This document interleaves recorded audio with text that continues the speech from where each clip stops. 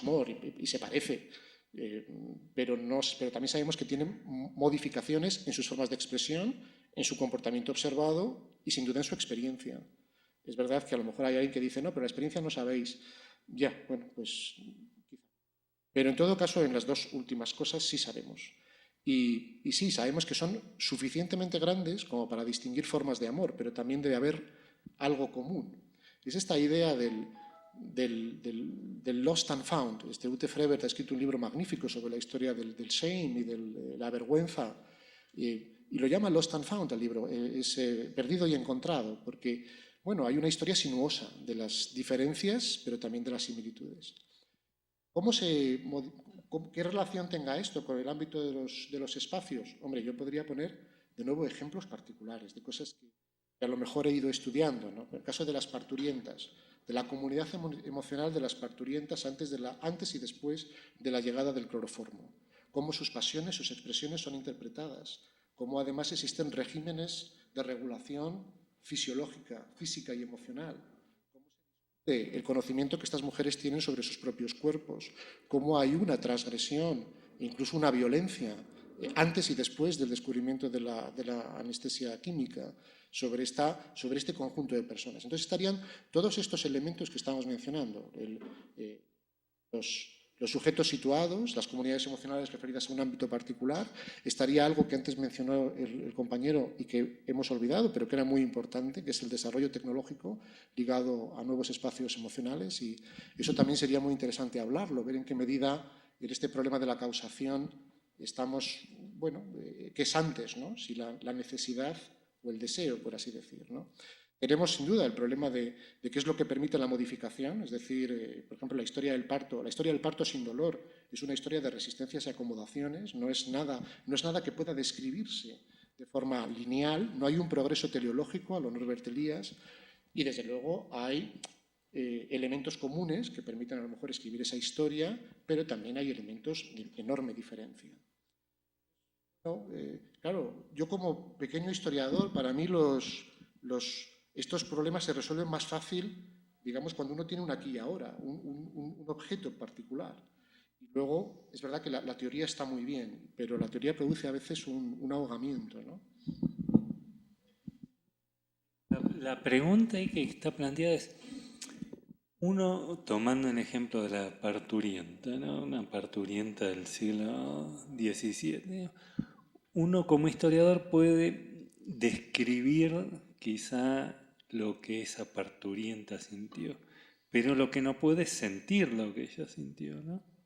Que siempre, digamos, uno está transponiendo un sentido de un plano a otro, del de los sentimientos al de la representación escrita, biográfica, histórica, que no es lo mismo, digamos, la transposición.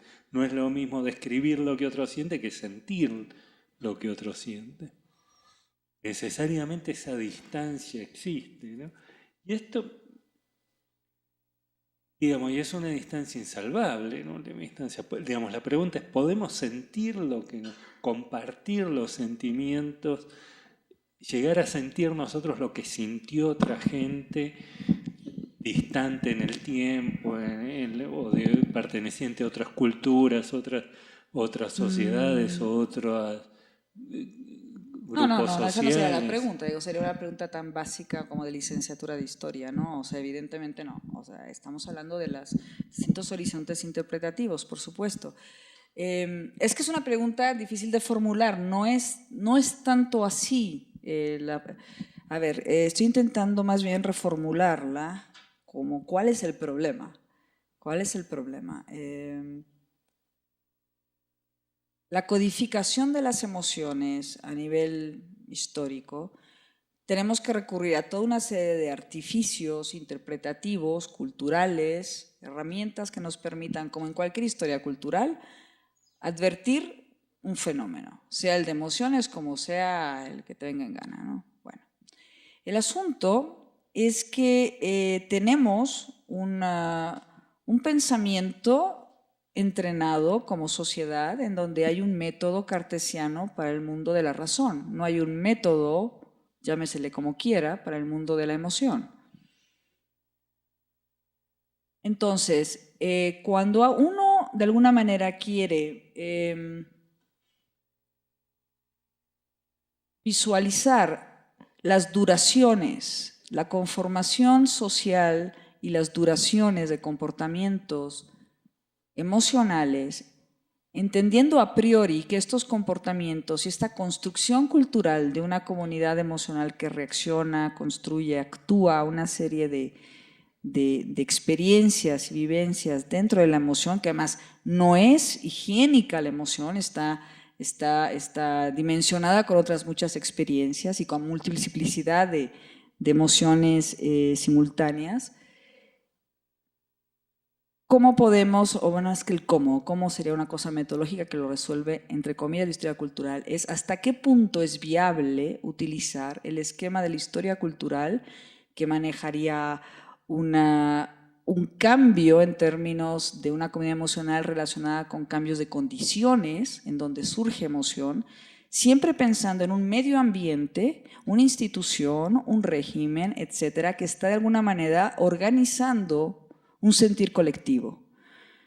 ¿Hasta qué punto podemos aún sostener esta visión institucionalista, estructuralista de la experiencia colectiva de la emoción?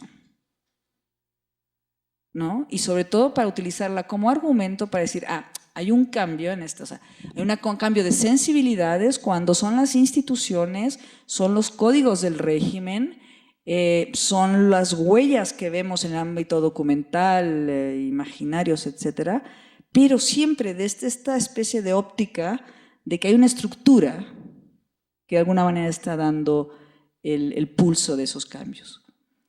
Es una pregunta un poco jugando con esta dualidad que tú la manejas de alguna manera en el siglo XVII entre el ser o el sujeto social y el sujeto moral. El social que se articula a partir de los regímenes, vamos a decir, social emocional y el moral emocional. ¿No? O sea, las colectividades podrían estar dentro del sujeto social, pero está también el individuo. Entonces, ¿cómo se puede estar interpelando? ¿O estamos en esta idea de que todo individuo es inevitablemente un producto de su cultura?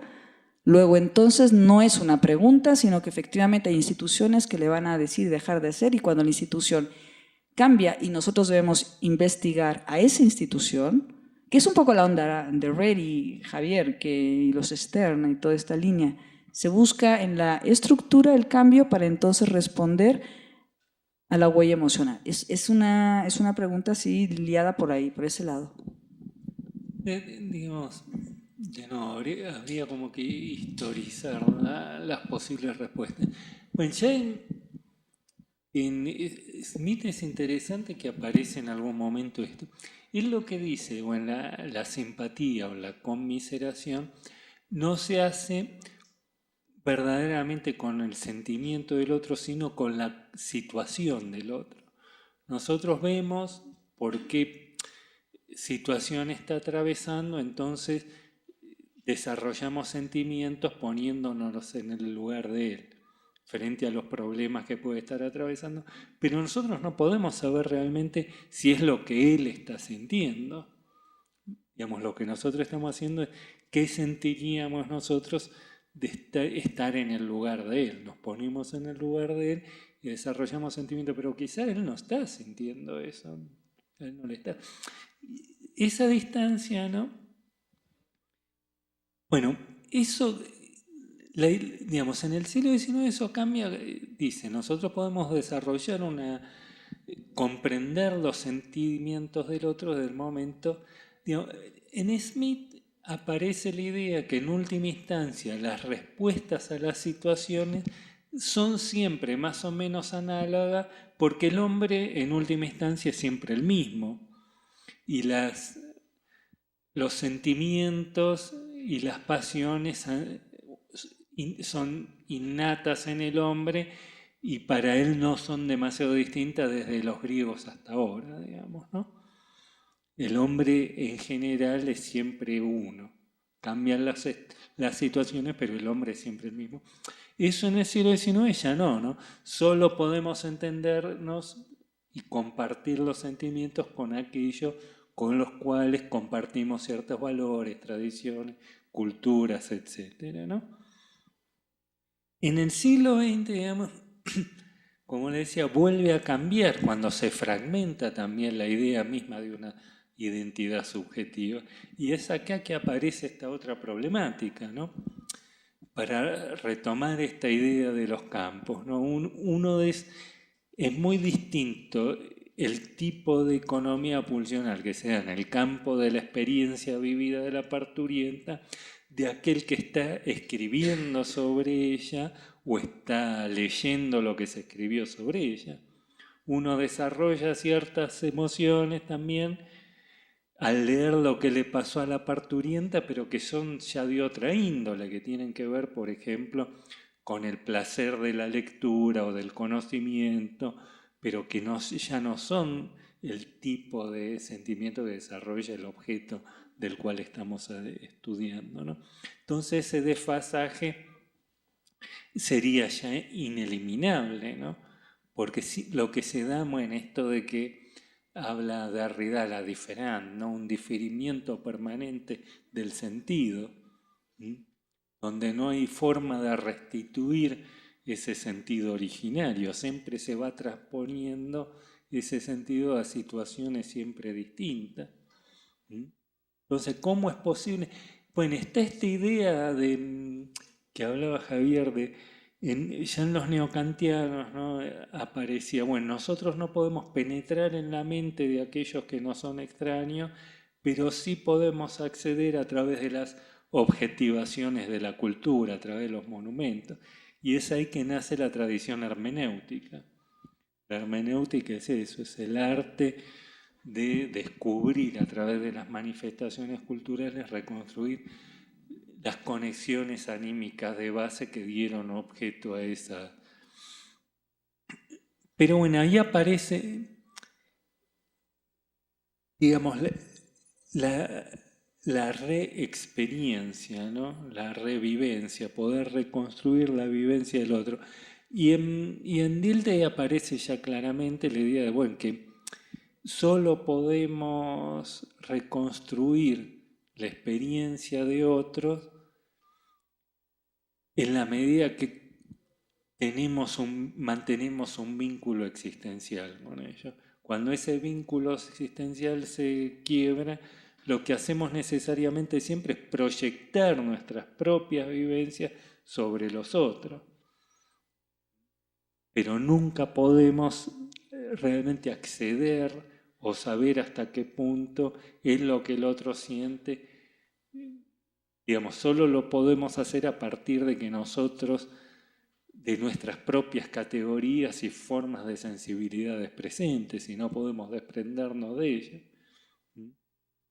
Entonces este problema, digamos, una vez que se quiebra esta idea de la unidad cultural, la idea romántica de un universo cultural homogéneo, necesariamente se vuelve a problematizar, ¿no? Sobre estas cosas. Porque el problema es complicado.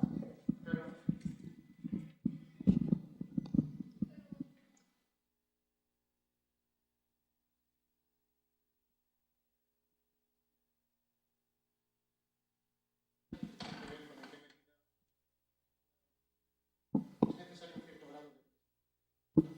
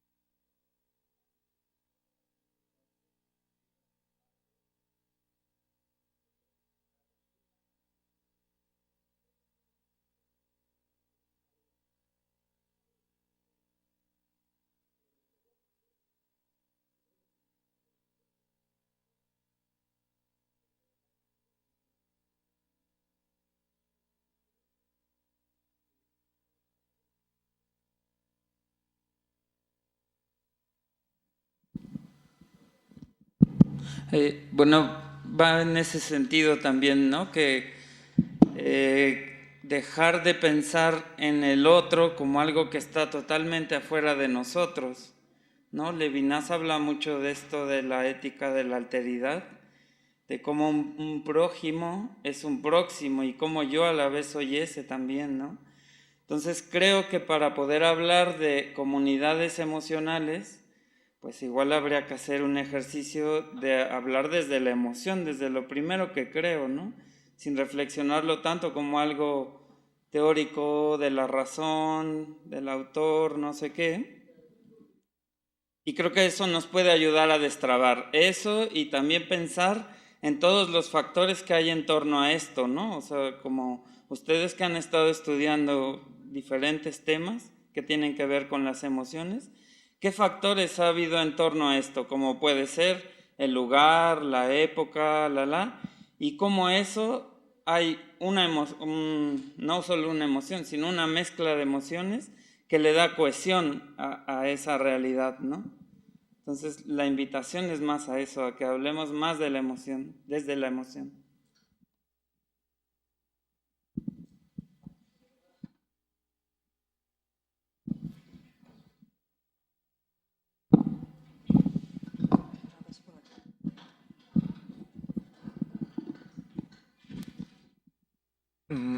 Mi pregunta tiene que ver con un aspecto normativo.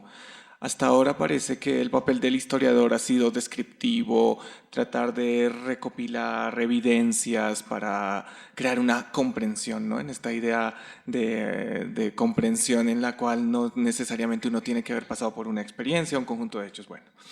Pero lo que estoy pensando es el tema de correlación entre emociones y moral, ¿no? Y el objeto de las emociones, entonces, que son cosas diferentes, ¿no? La corrección formal de la emoción versus la correctitud moral de la emoción. ¿En qué estoy pensando? Estoy pensando en un aspecto político.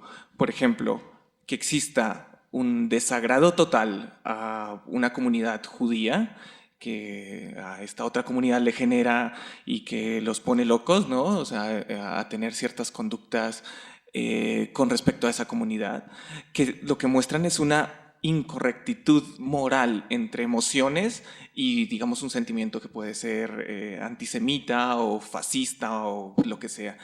Y el objeto de las emociones, es decir, esa emoción es correcta en el sentido de que no es una emoción que se despierta espontáneamente, sino tiene una dirección, una causa, unos determinantes, pero moralmente está siendo, digamos, podemos ponerla como una emoción no virtuosa o bueno.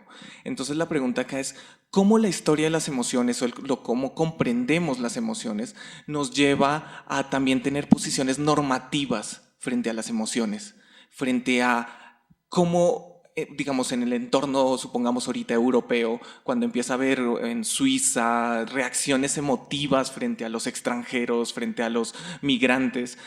¿Qué podemos decir desde la historia de las emociones en aspectos normativos, no solo descriptivos de una mujer en el siglo XVII que estaba, sino normativos? ¿Cómo entra la normatividad en el tema de las emociones en esos espacios?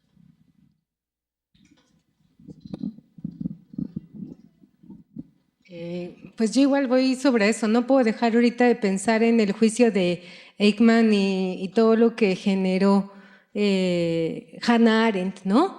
Cuando ella va bueno, al juicio y ve que este hombre en realidad no era un ser perverso porque sí, sino estaba como inmerso en una burocracia y digamos, incluso la persona que él pudo haber sido fuera de este sistema, ¿no? Él estaba ahí, pues cumpliendo de la mejor manera las funciones que le tocaban, ¿no?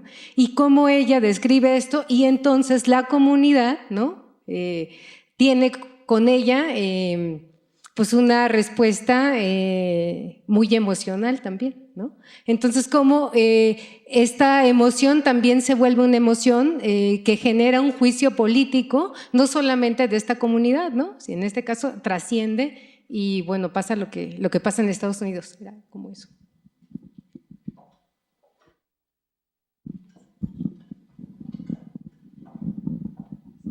Yo quisiera regresar a la parte que Javier mencionaba en torno a la experiencia y me preguntaba justamente si requerimos metodologías distintas de las conocidas para estudiar las emociones o las experiencias emocionales.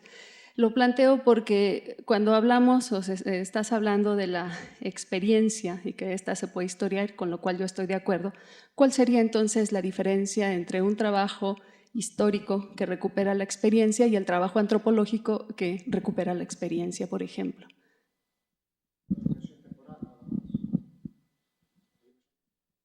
Lo que los historiadores debemos a la antropología es enorme. Lo que los historiadores debemos a la antropología es enorme. De hecho, la antropología ha estado animando buena parte de la historia, no solamente de la historia de las emociones, sino de la historia de las mentalidades o de la historia intelectual durante muchísimo tiempo, ¿no? Entonces, a veces son deudas no reconocidas. También porque los antropólogos no son siempre los mejores teóricos, desde mi punto de vista. Sin embargo, su trabajo es enormemente apreciado y abre muchísimas vías. Yo creo, ¿no? Y lo digo honestamente, no tengo una visión, no conozco tanto antropología como para dar una visión definitiva, pero mi impresión es que lo único que hay, la única modificación interesante, las fuentes que uno utiliza, lo que llamamos campo. En mi caso pueden ser fuentes conservadas en un archivo y a lo mejor pues, en el equipo en el que yo trabajo en Madrid hay antropólogos, trabajamos como de fibromialgia y con médicos y demás, y la combinación a veces entre los historiadores que trabajamos sobre narrativas de la enfermedad y los antropólogos que trabajan en no veo, al contrario, veo un fluido muy distinto, ¿no?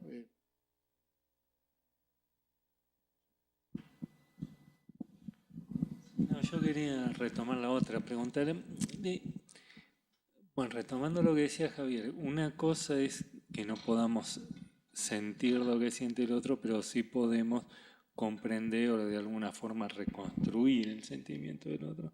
Creo que es así, estoy de acuerdo con eso, que lo importante es, por un lado, saber que esa brecha es ineliminable y partiendo de la base que no podemos nunca superar nuestra distancia respecto de nuestro objeto, entonces desarrollar estrategias para lidiar con esa problemática. Básicamente de eso se trata. Pero hay que tener conciencia, ¿no?, de que toda transposición supone necesariamente un grado de abstracción y de separación respecto del objeto. Ahora, que nosotros no podamos evitar de alguna nunca completamente identificarnos con nuestro objeto, porque justamente no es esa lo que nosotros buscamos. Nosotros no buscamos volvernos el otro, sino simplemente buscamos una comprensión histórica del otro porque lo reinscribimos ese otro dentro de otro tipo de discurso que se mueve según otros objetivos, que en este caso no es sentir lo que siente el otro, sino básicamente hay otros sistemas de saberes que están puestos en juego y también de objetivos y pulsiones, etcétera, que es el afán de conocimiento lo que nos maneja. Y en eso vuelvo a la problemática de la moral. Digamos, no necesariamente nosotros podemos orientarnos hacia los hechos del pasado con el objetivo de condenar o reivindicar un hecho del pasado. Podemos llegar a tomar una distancia respecto de ese objeto. Porque justamente lo que a nosotros nos interesa no es instituirnos en juez de esos sujetos y evaluar esas emociones, sino justamente comprenderlas. Nuestro éxito o fracaso como historiadores no pasa por el grado de identificación que logramos con ese objeto, sino el grado de comprensión que logramos de ese objeto. Y a veces esas contaminaciones morales impiden una correcta comprensión. Sergio, tú que estás ahí paradito, yo quiero oír algo de ti porque tú eres historiador de la ciudad y has trabajado también, de alguna manera, su perfil emocional. Estás muy callado.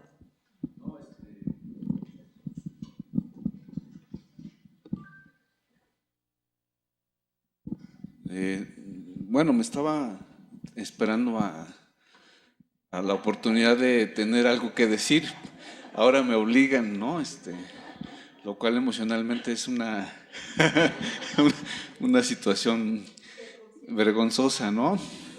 Hay emociones vergonzosas, pero no, es que yo entiendo el carácter experimental de esta charla y desde ahí es que yo quisiera pues, pensar algo, ¿no? No en términos conclusivos, sino abonar a la discusión. Yo voy viendo que el espacio, la ciudad, lo urbano ha estado ausente de la discusión. Hemos traído aquí la condición de género, hemos traído aquí el lenguaje, hemos traído aquí los regímenes políticos y del saber, hemos traído aquí la experiencia e historicidad de las emociones y hemos insistido en que lo emocional exige siempre aceptar que somos diferentes. Y nuestro afán es entender esa diferencia para poder explicar cómo a pesar o cómo con esa diferencia hemos construido un mundo moderno donde, por definición o casi por naturaleza, ese mundo moderno se mueve en un medio urbano, en un medio que creo que sería importante consideráramos dentro de la discusión cómo ese medio urbano ha estado participando de la promoción de esta condición emocional de las sociedades modernas, ¿no? Y yo desde mi experiencia como historiador de la ciudad, que es una cosa harto difícil de defender porque ¿qué es la ciudad? Si aceptamos esta correlación entre mundo moderno y mundo urbano, resultaría entonces que la realidad es la ciudad o la realidad es el mundo urbano. Y entonces, ¿cómo le entramos a estudiar la realidad? ¿Cómo le entramos a estudiar algo tan vasto y tan complejo como eso?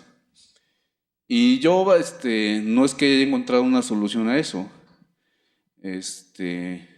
Como he venido intentándolo, yo ha sido acercándome a distintas formas de pensar y de interpretar la realidad, y una de ellas es lo emocional. Entonces, no sé, la última investigación que he hecho y que casi termino por escribir es la construcción de esta ciudad universitaria. Y por ahí me topé con que las emociones estaban involucradas en el diseño y en la necesidad de construir esta ciudad. Y así entonces resulta que para quienes pensaron e idearon esta ciudad, las instalaciones donde estaban antes resultaban un lugar sucio, un lugar inmoral, un lugar que no propiciaba el estudio y la reflexión y el cultivo de la ciencia. Y que un lugar así era uno fuera de la ciudad, uno aislado de la ciudad, lo cual también me ha llevado a pensar que recuperar esto que ha aparecido en la charla, que es el control de las emociones o la supresión de ellas o la sublimación de ellas, ¿no? Entonces, no quisiera terminar por explicar las emociones como, por ejemplo, el gusto que tenían los estudiantes universitarios cuando la Universidad Nacional estaba en el centro de la ciudad, hoy centro, ¿no? Pero entonces era la ciudad, esto era a las afueras. Las emociones que experimentaban los estudiantes cuando salían a jugar billar, cuando salían y tenían a la mano un bar, cuando salían a la mano y tenían el hotel para irse con la novia, con el novio, no quisiera reducir ese mundo emocional a un proyecto político que buscó controlar todas esas emociones para que se volvieran estudiantes productivos, beneficiosos, y entonces México tuviera cómo incorporarse a esta competencia científica que en la mitad del siglo XX resultó ser lo que impulsó la transformación de muchas ciudades, sobre todo las norteamericanas, con las que se asomó México para diseñar este campus. Pero sin embargo, creo que ese contexto podría ayudarnos a explicar estas emociones o esta división emocional entre quienes aspiraban un orden racional, científico, urbano, moderno, funcionalista, y quienes venían participando de una vida urbana que cultivaban la ciencia, pero no era como la meta última de sus vidas, sino como que era un medio más para vivir. No sé, estoy especulando, pero entonces yo me preguntaba si antes de la modernidad las ciudades o un medio urbano podía facilitar o no la reflexión filosófica, el pensamiento científico, y por qué Platón, por ejemplo, busca alejarse de Atenas, ¿no? Se va al jardín de Academos y allá funda su escuela y sus alumnos y todo, porque Atenas, la vida en la ciudad de Atenas le resultaba impropia para el cultivo de la ciencia. ¿Y hoy qué estamos haciendo? No lo sé. En medio de todo esto, mi reflexión intenta poder decir algo de cómo el medio urbano participa, promueve lo que sentimos, lo que tenemos como expectativas como individuos y como sociedad. Y en eso yo creo, yo me preguntaba si hay aquí arquitectos, ¿no? Porque creo que todos hemos estado dirigidos a un ámbito discursivo donde no aparece el espacio, ¿no? ¿Y qué piensan los arquitectos de esto, no?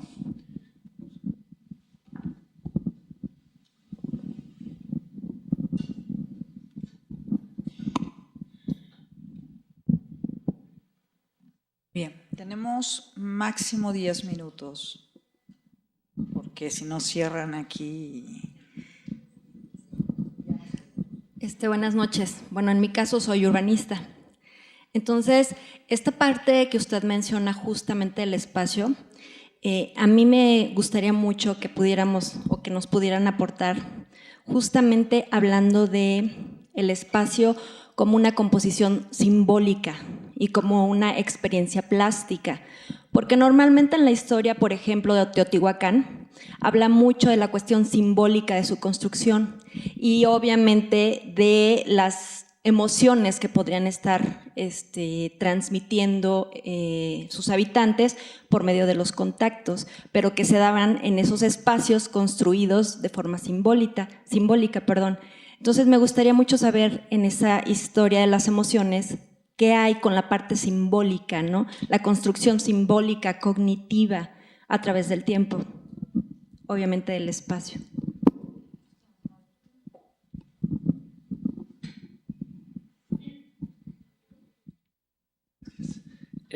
Bueno, ya que salió el tema de la ciudad, apunté hace un rato una frase que creo que era de Javier, que decía: las emociones tienen marcos de influencia relacionados con la distancia. Entonces, en el tema de la ciudad, la distancia tiene una como doble condición. Por un lado, en el metro, la distancia entre las personas es cero, ¿no? Llega incluso al contacto. Pero por otro lado, en la ciudad, el tamaño que tiene hace que la distancia de unos con otros sea enorme porque somos desconocidos. Y eso provoca, de alguna manera, que la posición que adoptamos dentro de esa distancia, que por un lado es cero y por otro lado es infinita porque somos desconocidos, es a través de ocultar nuestras emociones, que entraría un poco lo que hablábamos antes de la teatralidad, ¿no? Ocultar las emociones a través de una capa superficial de comportamientos, ¿no? Y tengo aquí una frase extraída de un texto de Goffman que dice: las cosas vivas en contacto con el aire deben tener una epidermis y no podría uno reprochar a la epidermis que no sea el corazón. Entonces, ¿cómo, de alguna manera, en una sociedad como la urbana, que tiende a ocultar las emociones dentro de todos esos vínculos de teatralidad, cómo explicar la ciudad desde ese punto de vista, ¿no? Desde una sociedad que intenta enmascarar esto? Bueno, yo creo que no sé si está encendido, sí. Yo creo que todos estos temas que han salido son extraordinariamente importantes, quizá, y difíciles además de abordar en unos pocos minutos. Quizá el tema que a mí me parece más, ha salido muchas veces y sobre el que me gustaría incidir, es este justamente de la distancia. La distancia es un concepto clave, no solamente en la historia de las emociones, sino también en la historia de la política. Adam Smith, que ha salido muchas veces aquí mencionado, pues bueno, hace una filosofía que gravita alrededor de un problema de distancias. No hay esto que es la conciencia para Adam Smith, que no es nada más que la interiorización de la simpatía social, pero sin embargo es una simpatía social que se produce entre un cualquiera y uno que pasaba por allí, que es esencialmente como define al espectador emancipado, del que luego va a hablar Jacques Rancière, ¿no? En esta conexión entre el universo estético y el universo político. Y eso tiene mucho que ver también con la reflexión de las emociones en el contexto de los espacios urbanos.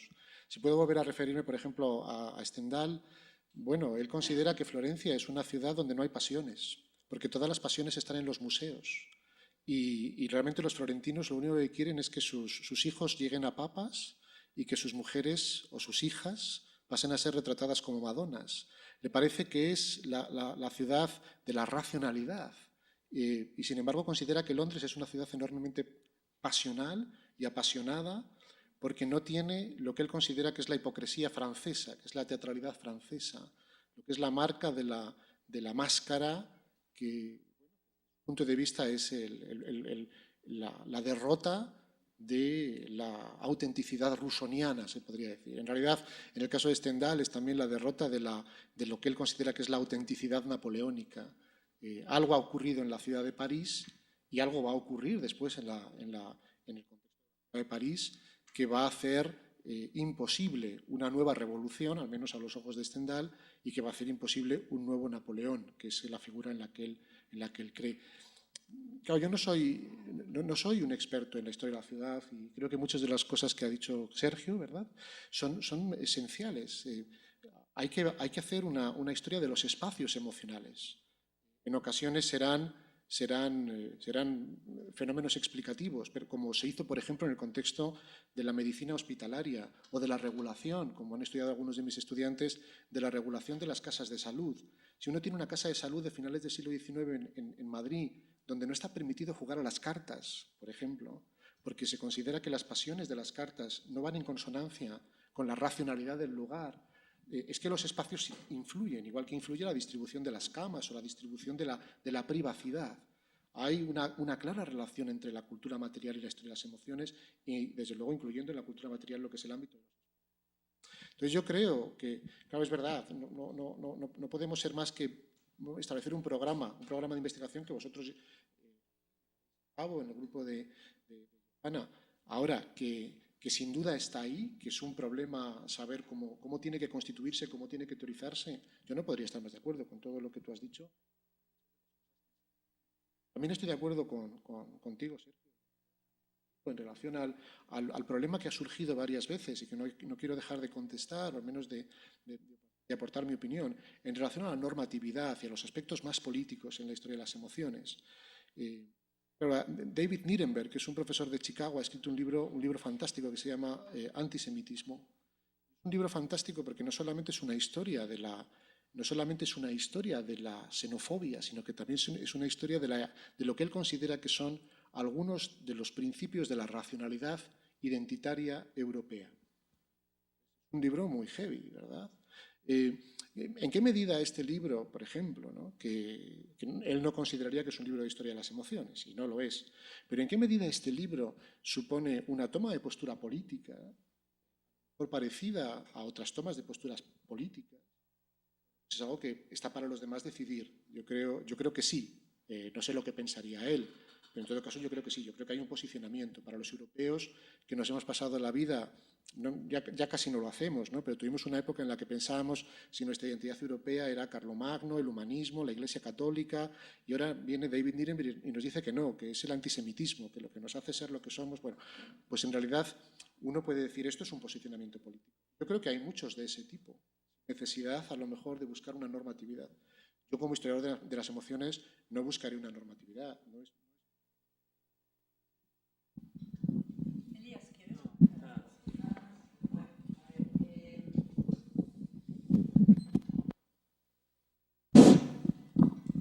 Son las prácticamente 8:30. El debate lo dejamos en esto. Las preguntas seguirán en el aire, en el podio, en lo que venga en los próximos 2 días.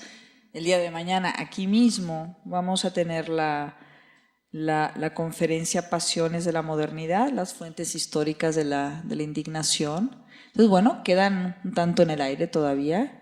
Les agradezco mucho que estén aquí, les agradezco a los panelistas también. Y bueno, pues hasta mañana. Gracias.